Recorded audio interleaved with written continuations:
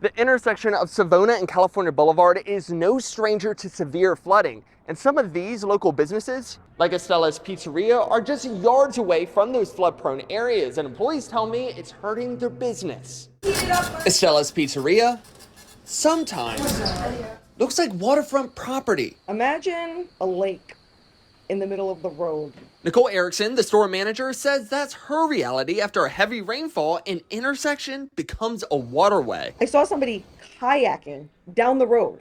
You would have thought they were on the river or something. Enjoyment for some, frustration for others. This is killing our business, and this is the first year that I've seen it this bad. Erickson says the severe flooding makes deliveries almost impossible. Employees and customers stranded at times. People were here till after 9 o'clock at night after we closed, waiting for the water to recede or finding an alternate route home or taking rides with other people because they had to leave their cars till the next day. And takeout meals left untaken. That's product we've already made for them, and now they can't make it here and we're throwing stuff away. So we're losing money on the products we've made, you know, the orders we've taken, the food. I took Erickson's concerns to the city of Port St. Lucie. They tell me they are working for solutions, adding, quote, they're actively exploring options to mitigate flooding in the near term while developing longer-term solutions.